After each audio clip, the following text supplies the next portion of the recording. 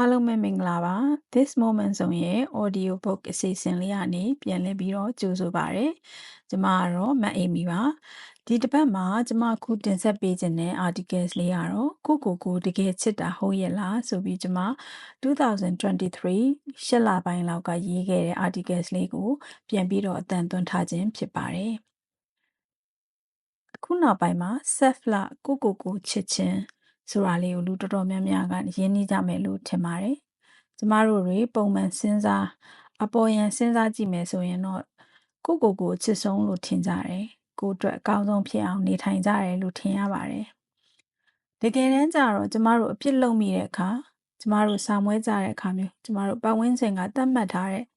စံနဲ့မဝင်တဲ့အခါမျိုးသူများနဲ့ရှင်ပြီးစိတ်ဓာတ်တွေကြတဲ့အခါမျိုးတွေမှာဘယ်လိုခံစားရလဲတွေးကြည့်ပါ။များသောအားဖြင့်ကိုပဲအပြစ်တင်တတ်ကြတာတွေ့ရပါလိမ့်မယ်။ကျမလည်းအဲ့ဒီထဲကတယောက်ပါပဲ။အခုကျမစိတ်ပညာကိုလေ့လာတဲ့အခါစိတ်ကူထုံးပညာရှင်ဖြစ်ဖို့ရန်အတွက်ကိုယ်စိတ်ကိုသွားကြည့်နိုင်ဖို့ဆိုတာအဓိကကြားတဲ့အချက်ဖြစ်လို့အများကြီးအလုပ်လုပ်ယူရပါတယ်။ကိုယ့်ရဲ့နာကျင်တဲ့အစိတ်ပိုင်းတွေကိုယ့်ရဲ့လက်မခံနိုင်တဲ့အစိတ်ပိုင်းတွေအားမလို့အားမရဖြစ်တဲ့အစိတ်ပိုင်းတွေအများကြီးရှာတွေ့တဲ့အခါစိတ်ဓာတ်အကြီးကျယ်ကြပြီးဘာမှမလုပ်နိုင်တဲ့နေ့တွေရှိခဲ့ပါတယ်။အဲ့လိုစိတ်ဓာတ်ကြတဲ့အချိန်ဆိုဖြစ်နေတဲ့ခံစားချက်ကငါကဒါလေးတောင်ဘာမှမလုပ်နိုင်ဘူးလား။ဘာလို့မလုပ်နိုင်ရတာလဲ။ငါကဘာလို့သူများလောက်မလုပ်နိုင်ရတာလဲ။အခုချိန်မှာငါဘာမှလုပ်နိုင်တာမရှိပါလားဆိုပြီးကိုတိမ်ငယ်တဲ့စိတ်တွေဝင်လာပါတယ်။ငါ client တွေကိုတာဝန်ကျေပါမလား။ဒီအလုပ်ကိုရောဆက်လုပ်လို့ရပါမလားဆိုတဲ့အထိအတွေးတွေကနှိပ်စက်တာခံခဲ့ရပါတယ်။ကောင်းတာတစ်ခုကကျမတို့ဒီလိုအခြေအနေတွေဖြတ်တန်းရပြီဆိုပြောပြလို့ရတဲ့ကိုယ့်ရဲ့အတန်းပေါ်တွေ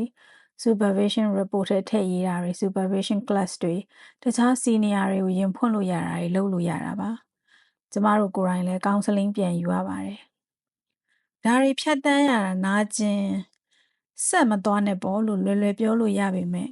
ကောင်ဆလာကောင်းတစ်ယောက်ဖြစ်ဖို့အတွက်ကိုယ့်စီကိုလာမဲ့ client တွေရဲ့အခက်အခဲဖြစ်တတ်တဲ့ခံစားချက်တွေကိုဖြစ်နေတာတွေကိုကိုယ်တိုင်သွားကြည့်ပြီးအလုပ်လုပ်မထားရင်ကောင်ဆလာကောင်းတစ်ယောက်မဖြစ်နိုင်ပါဘူး။ဒါကြောင့်ကျမဆက်ကြိုးစားပါတယ်။အဲ့လိုစကားပြန်ပြောကြည့်တာတွေစာရေးချတာတွေရောလုပ်ကြည့်ပြီးမှတော့ကျမတို့လူတဘာဝအရတစ်ခုခုဆိုကိုအပြစ်တင်တတ်တာ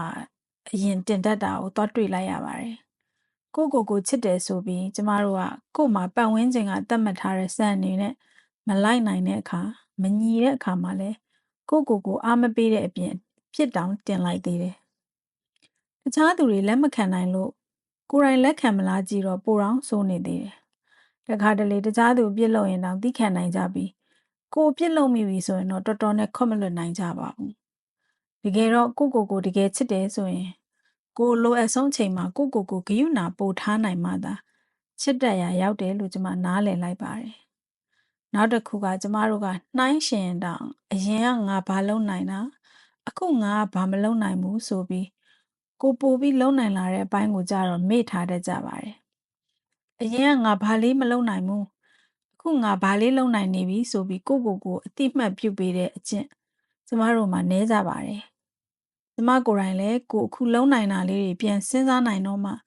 ရှေ့ဆက်သွားဖို့အတွက်ခွန်အားတွေရခဲ့ပါတယ်။အဲ့ဒါကြောင့်သူများကိုလက်မခံနိုင်တဲ့အခြေအနေမျိုးမှာပါကိုလက်ခံနိုင်အောင်ကြိုးစားပြီး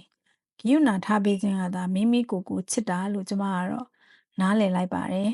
။အားလုံးနှလုံးစိတ်ဝမ်းအေးချမ်းကြပါစေမအေမီ